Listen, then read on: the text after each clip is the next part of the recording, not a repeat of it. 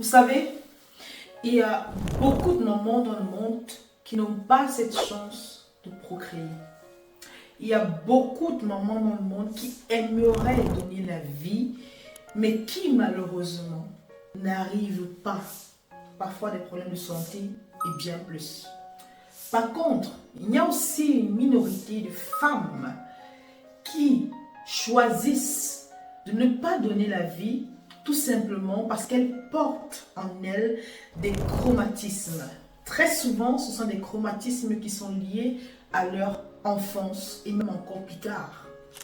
Dans cette vidéo, je te dévoilerai 4 chromatismes, 4 blessures qui peuvent t'empêcher de passer le cap pour prendre la décision de devenir une maman.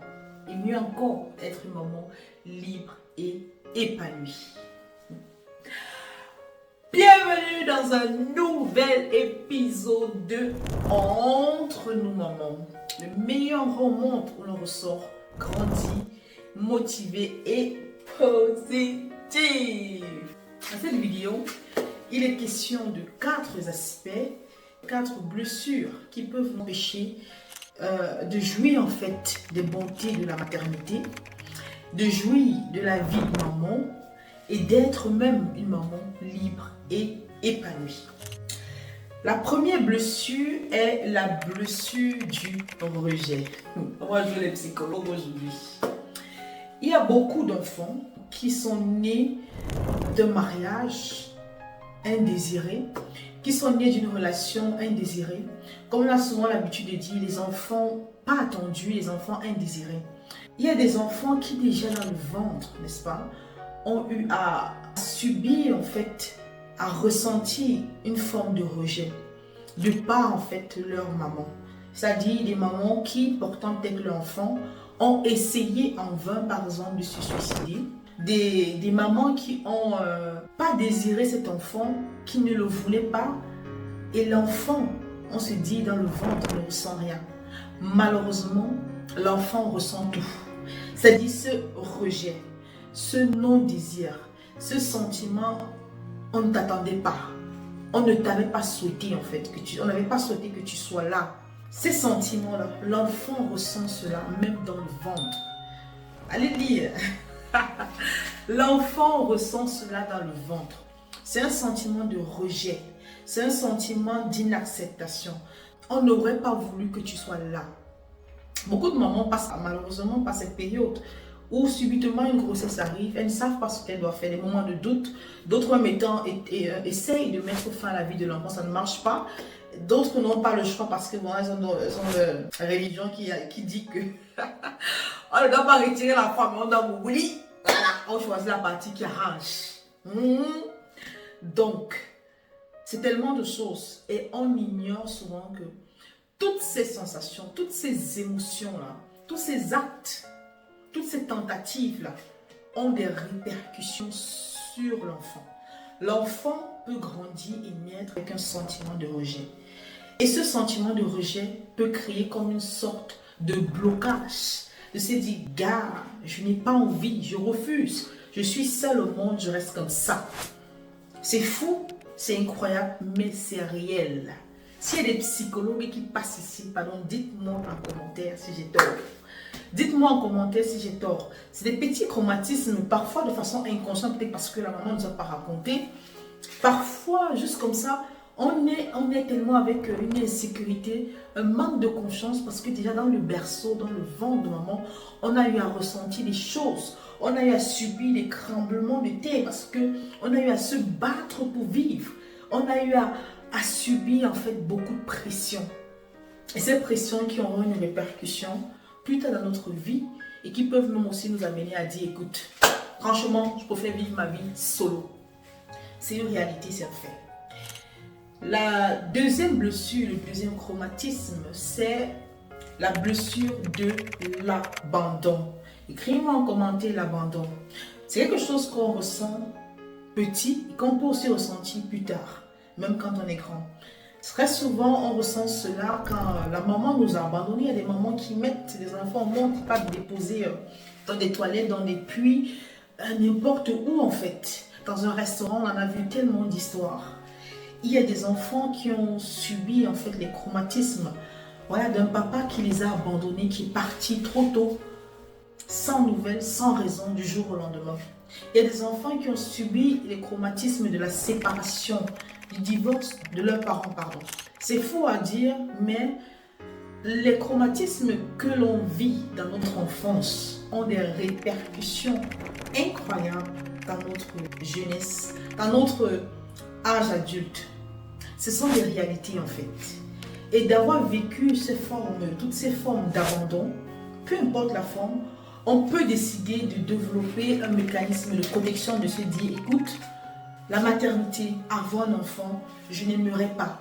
J'ai peur parce que peut-être l'enfant, le papa va partir, il va nous abandonner et l'enfant aura à vivre ce que moi j'ai vécu. Et je sais comment je me suis sentie mal. Je sais combien c'était douloureux et je n'aimerais pas que mon enfant subisse exactement la même chose. Ce sont des réflexions qu'on se fait et un blocage qu'on se crée. En réalité, parfois non. La troisième blessure, ou le troisième traumatisme, c'est l'injustice. La blessure de l'injustice. Il y a beaucoup de personnes qui vivent, qui ont vécu des scènes d'injustice, parfois des scènes de viol, des fois des scènes de brimade fort venant d'un homme, d'un oncle. Moi, par exemple, quand j'étais petite, j'ai vécu beaucoup la brimade. Beaucoup, je détestais les hommes. Aïe, aïe, aïe. On me brimait, on me donne le pain, je sors le matin, on mangeait mon pain, on me tabassait. À tout bout de champ. Les gens ne réalisent pas comment ça peut être frustrant.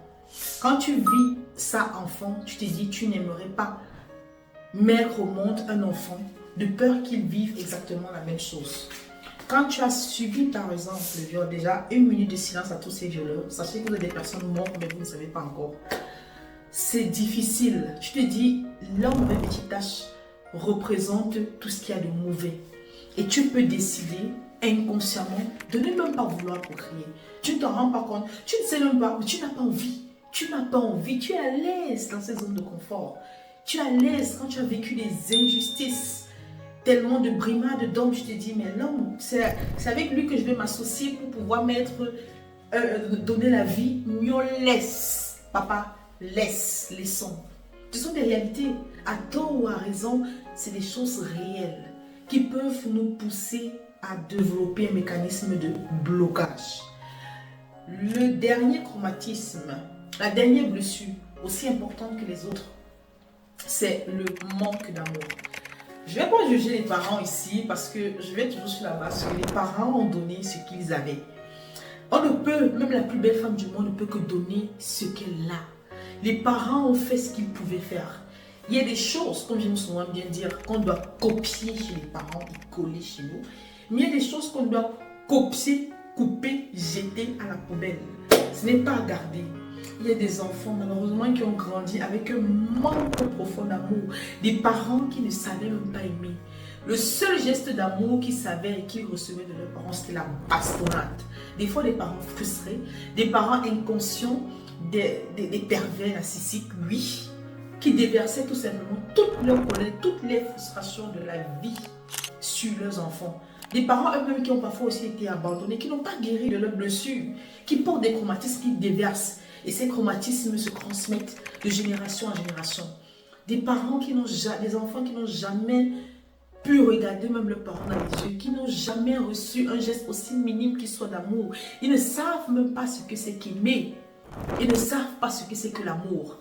Et vous savez que la vie, donner la vie, c'est le plus grand et le plus beau geste d'amour qui puisse exister.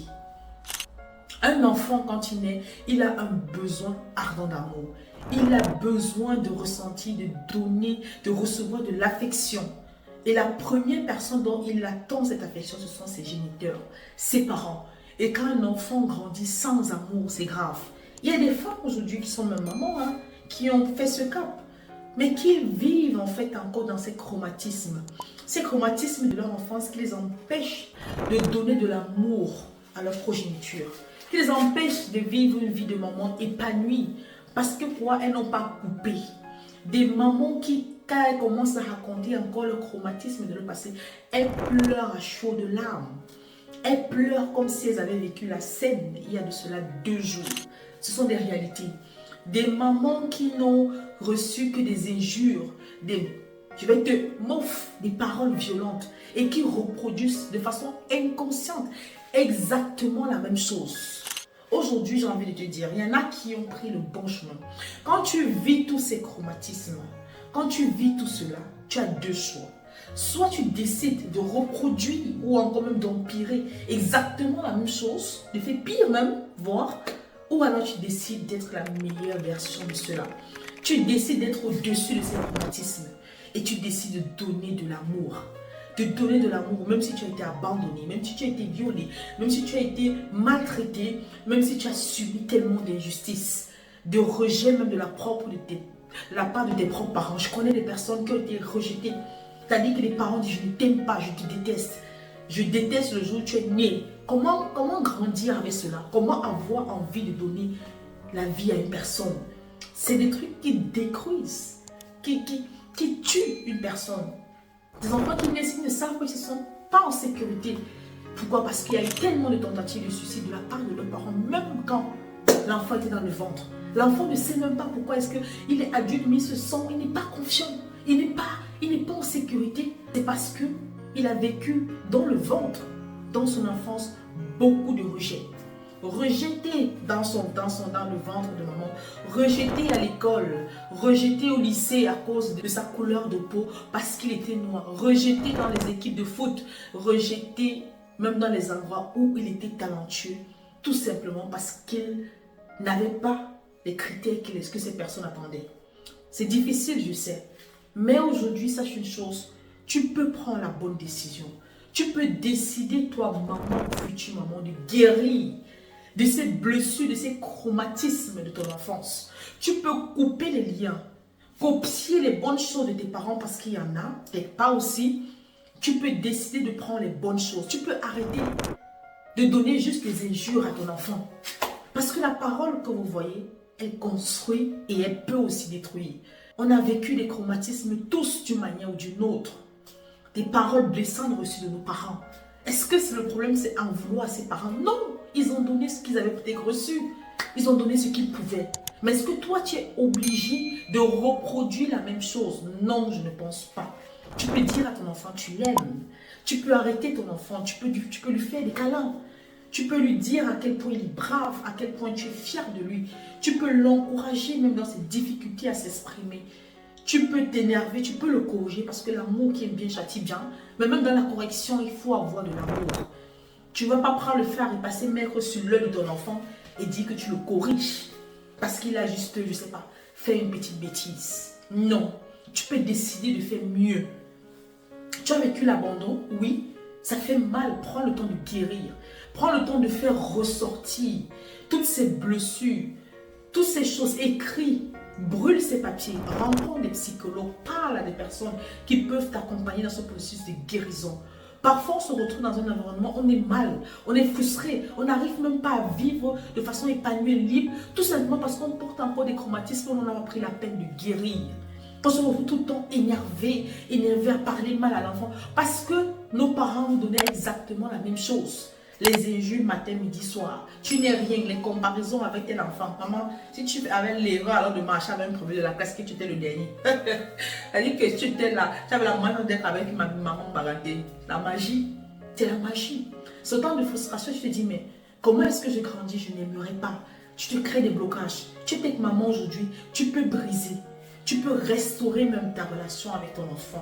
Tu peux restaurer ta vie de maman. C'est possible. C'est possible d'être une meilleure version de soi-même. Je t'invite par exemple à lire le livre de Lise Bourbeau sur les traumatismes de l'enfance et même aussi les guérisons. Il y a tellement d'astuces aujourd'hui pour guérir des blessures.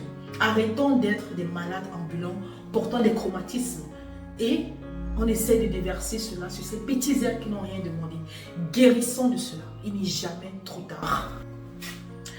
Picardement vôtre.